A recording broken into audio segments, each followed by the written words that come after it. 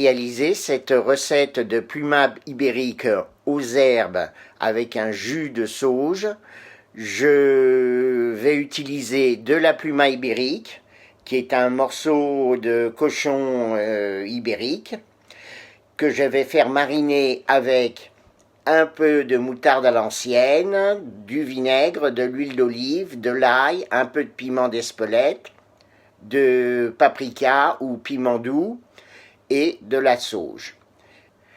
Pour accompagner la plumade ibérique, je vais vous proposer un jus à la sauge et au chorizo. Donc pour réaliser ce jus, vous allez avoir besoin de fond de veau, d'échalotes, de vin blanc, un peu de moutarde à l'ancienne, de la sauge, du chorizo, de l'ail et du piment d'Espelette.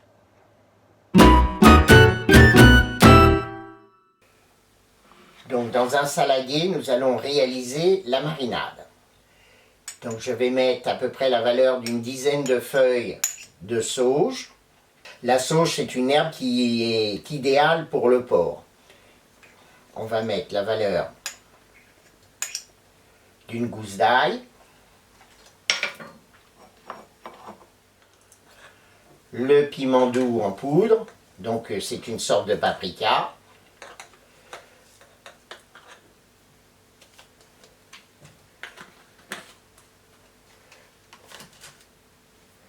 la moutarde à l'ancienne,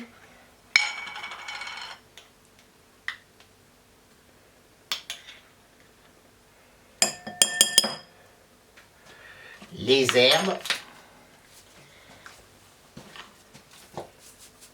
Alors, le mélange de 9 saveurs, comme ceci. La petite touche acide, donc le vinaigre condimenté basque, un peu de fleur de sel,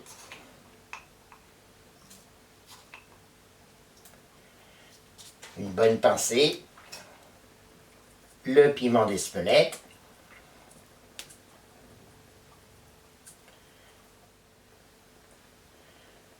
donc là on va être un petit peu plus généreux, comme ceci. Et pour homogénéiser le tout, on va mettre un petit peu de girafe.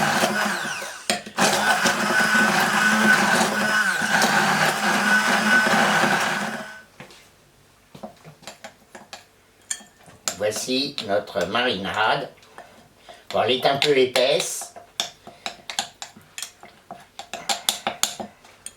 Donc voici nos fameuses plumas. Donc c'est un petit muscle en forme de plume, d'où son nom. Donc en fait il y a beaucoup de gras, quelques nerfs, mais il ne faut rien retirer. Parce que quand vous allez les cuire, tout ceci va fondre et va être d'un moelleux assez extraordinaire. Donc cette race de cochon, le cochon ibérique, est un cochon, un descendant du cochon sauvage, c'est un cochon noir. Ils sont élevés en liberté dans des forêts de chênes verts et chênes lièges, et ils mangent des châtaignes, ils mangent des glands, etc., des herbes, et ça donne une finesse à leur chair, et surtout un gras assez extraordinaire, qui donne donc le fameux pata negra, c'est-à-dire le jambon qui, si un jour vous avez l'occasion d'en goûter, qui est quand même d'une qualité assez extraordinaire. Nous allons appliquer la marinade à nos plumas.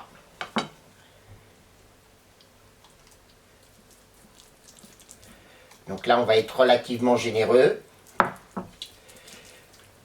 Donc, comme dans toutes mes recettes, il faudra laisser reposer au frais au moins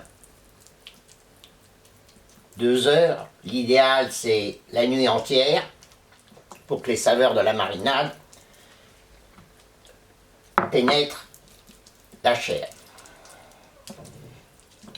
Donc, c'est un cochon qui qui est relativement cher, bien sûr, hein, parce qu'en fait, il n'y a que 2 plumas par animal, et donc la rareté de cette viande fait que ça est presque aussi cher que du filet de bœuf. Ça se négocie aux alentours de 30 € le kilo. Sur internet, on en trouve. Alors ça dépend des moments aussi, parce qu'il y a une saison. Donc si un jour vous avez l'occasion d'en trouver, essayez, franchement c'est remarquable.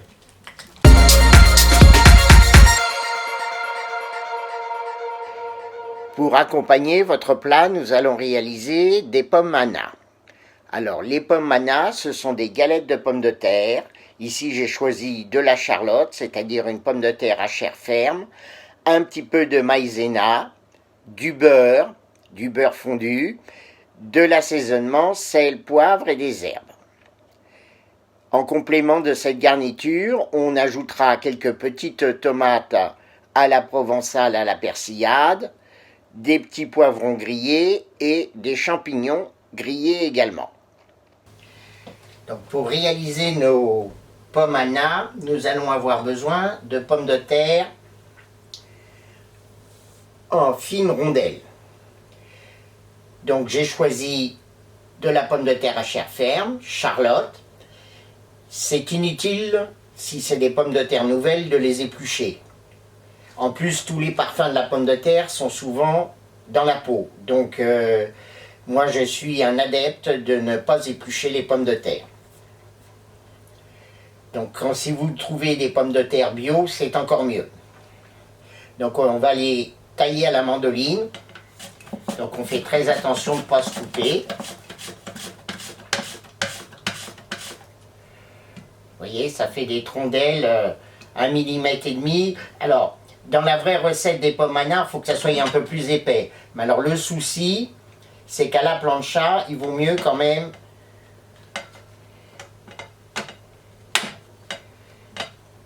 qu'elle soit relativement fine.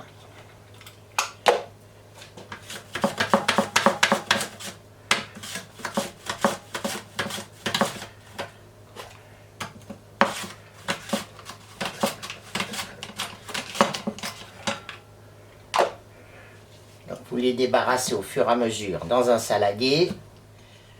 Donc je vais les assaisonner avec des herbes, comme ceci. Et pour que mes petites galettes de pommes de terre restent bien, je vais rajouter un peu, alors on peut rajouter de la maïzena ou de la fécule de pommes de terre. Il ne faut surtout pas les laver, bien sûr, hein. Si vous les lavez, une fois qu'elles sont coupées en rondelles, vous perdez tout l'amidon et les galettes vont se déstructurer au moment que vous allez les cuire.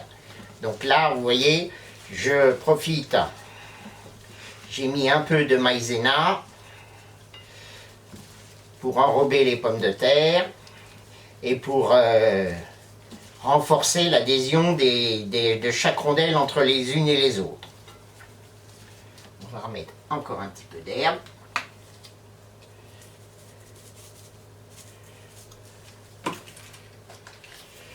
Donc pour monter mes galettes, j'ai choisi donc un grand plat. Je vais utiliser un petit papier sulfurisé qui va me permettre de manipuler les galettes jusqu'au moment de les déposer sur la plancha. Ensuite, vous allez utiliser du beurre fondu clarifié.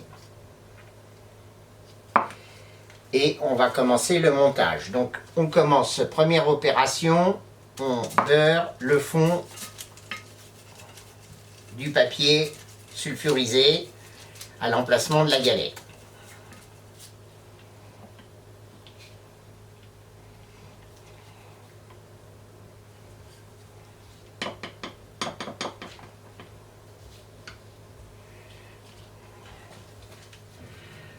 Ensuite, on va mettre des rondelles. Donc on va faire un espèce de colimaçon. On va mettre une rondelle au centre. Et après, on met des rondelles assez serrées tout autour. Et on va faire, je pense, 3 épaisseurs.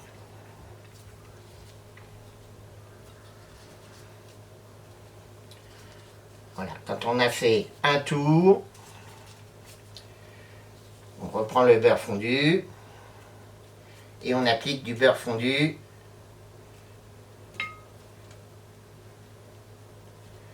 sur la galette.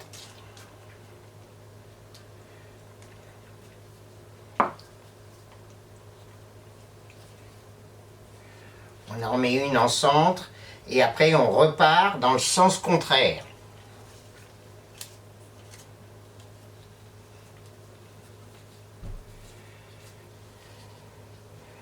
On va mettre que 2 couches parce que là, vu l'épaisseur,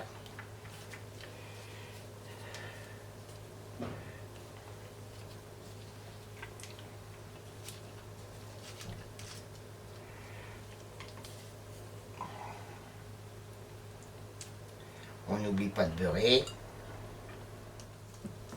Voilà, nos galettes de pommes de terre là sont prêtes à être cuites. Donc il ne faut pas tarder non plus à les cuire au risque de voir les pommes de terre noircir.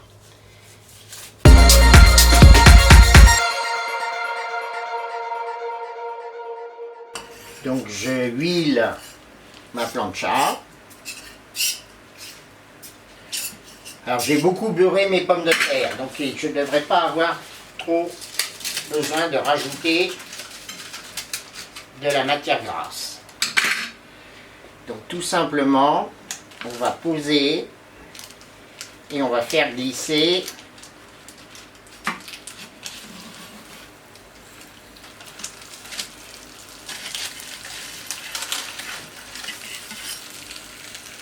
et le beurre s'est un peu solidifié, c'est normal.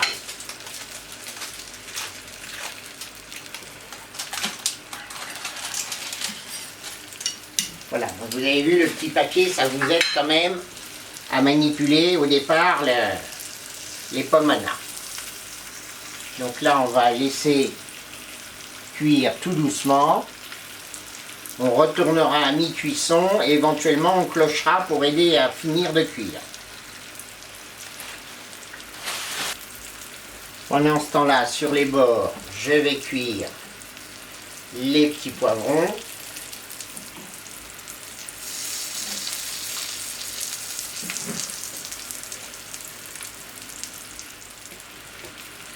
Les champignons. Alors les pommes à nain, il faut compter une bonne vingtaine de minutes de cuisson.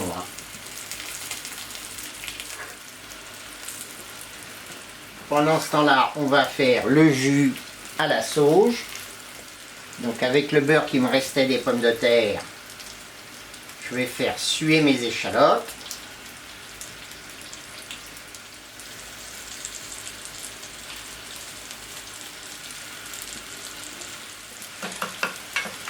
Voilà, on va les laisser bien transpirer.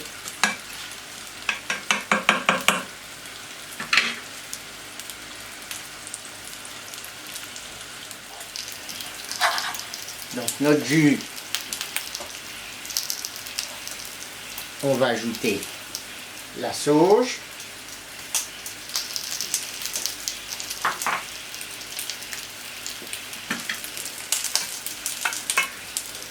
Alors la sauge, ça parfume énormément, c'est pour ça que j'en ai mis assez peu.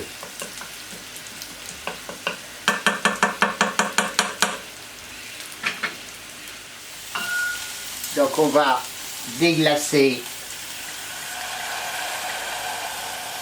voilà, la valeur d'un bon verre, notre jus. Alors, est-ce que nos galettes de pommes de terre sont-elles prêtes à être retournées? Donc là, il faut faire attention.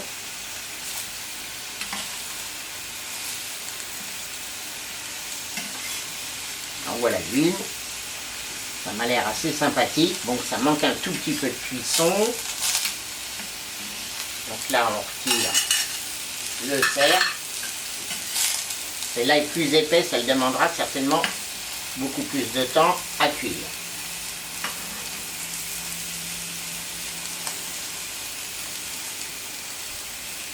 Alors traditionnellement, les pommes Anna, ça se fait au four. Donc vous comprendrez que là, sur une plancha, ça met quand même un peu plus de temps à cuire.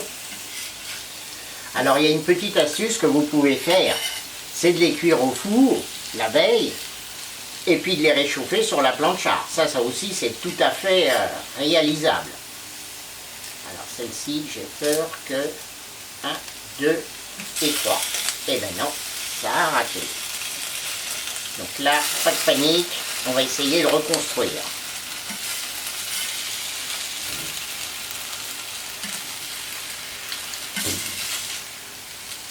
On va recoller les pièces. Voilà.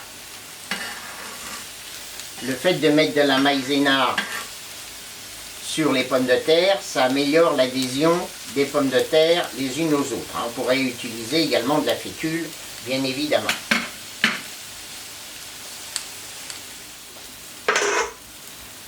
On va mettre les pommes de terre, on va la déplacer, on va les mettre plus par là.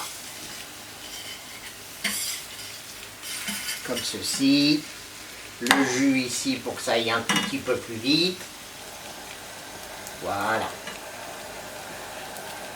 La chaleur sur une plancha est toujours plus importante, bien sûr, au centre que sur les côtés.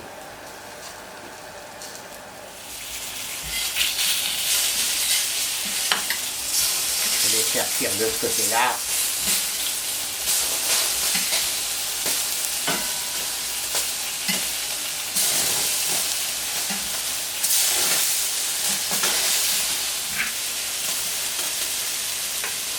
Quand le vin blanc aura presque réduit encore de moitié, on ajoutera le fond de veau. Donc voilà, nos pommes Anna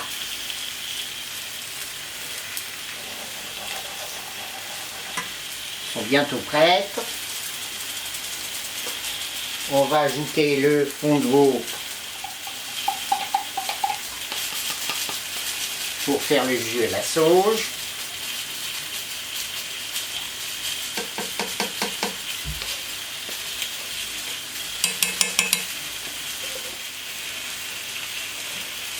Voilà, on n'a plus qu'à laisser réduire, vérifier l'assaisonnement et en fin de cuisson, on ajoutera la julienne de chorizo.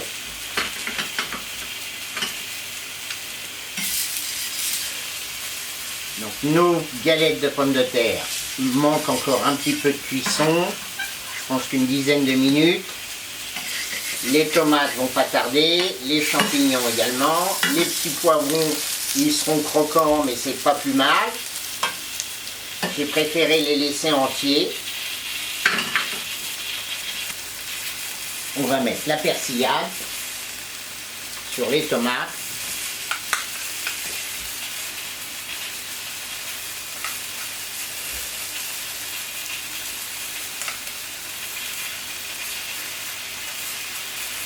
Alors, persil, herbe et ail. Vous voyez, ça fait un petit légume super sympa. Alors, on va vérifier la cuisson des... Non, là c'est pas cuit, là c'est cuit, là c'est presque cuit. Automatiquement, la galette qui était la plus épaisse, bien entendu, met plus longtemps à cuire.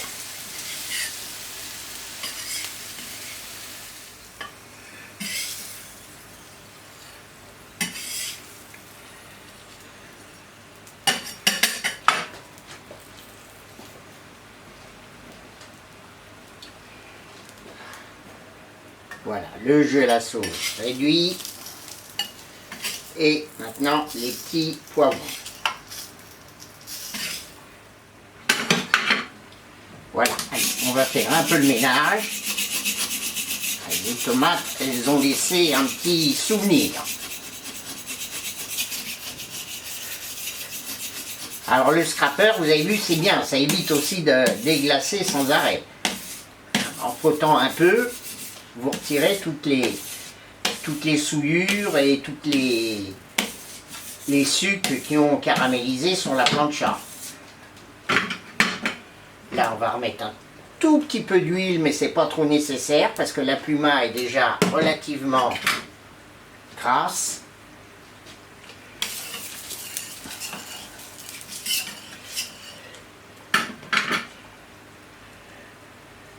Donc cette belle pluma, on va baisser un tout petit peu la plancha parce qu'avec la moutarde, ça risque de colorer.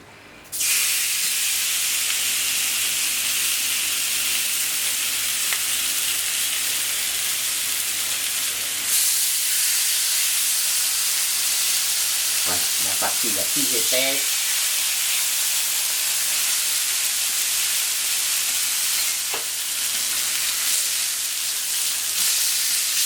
Vous voyez, ça colore tout de suite.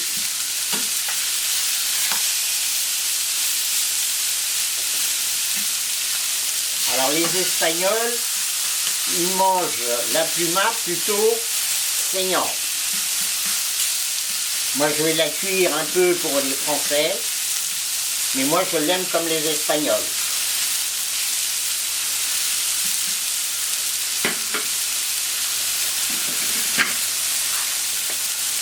Le jus réduit tout doucement.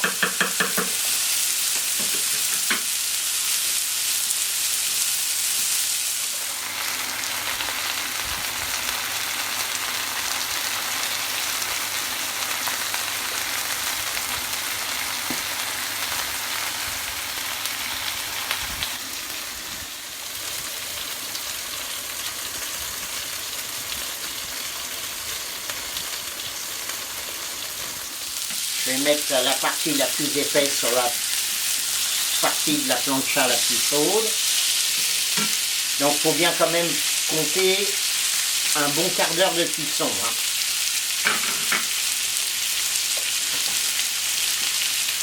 On va clocher.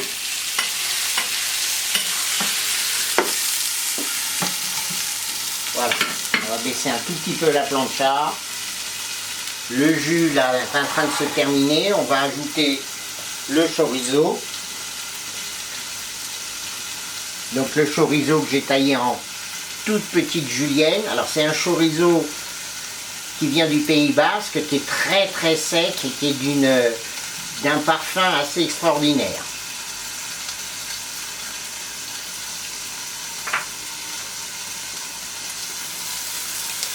Voilà, notre jus va finir de mijoter tout doucement.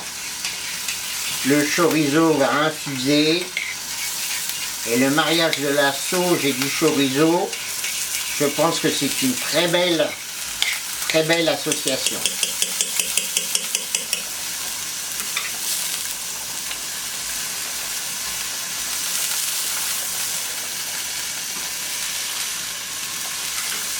On va le goûter une nouvelle fois.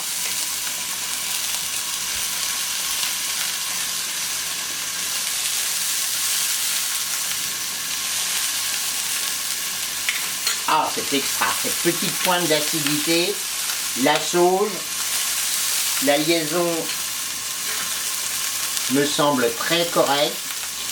Donc on va le débarrasser, le maintenir au chaud, mais je pense que la cuisson est arrivée à son terme.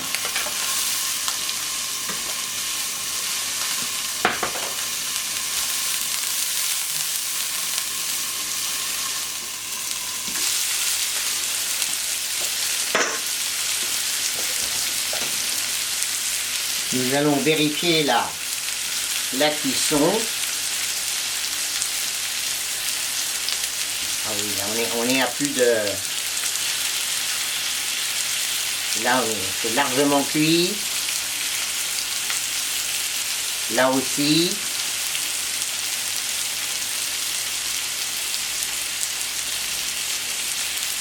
Là aussi.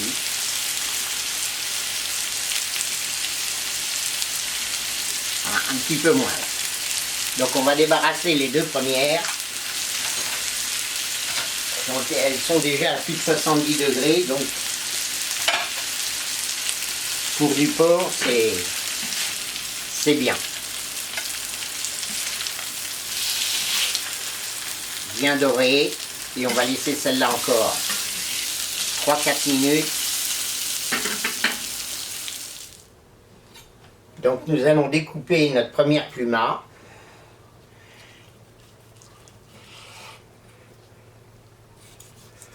Donc voilà, je fais des lèches un peu larges.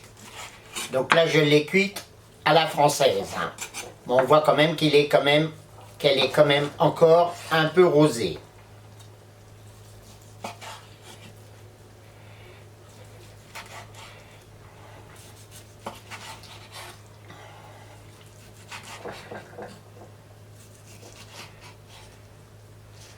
Vous voyez,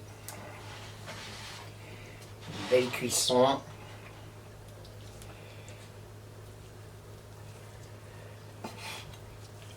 Je vais en goûter un petit morceau. Oh, c'est super, ça fond dans la bouche.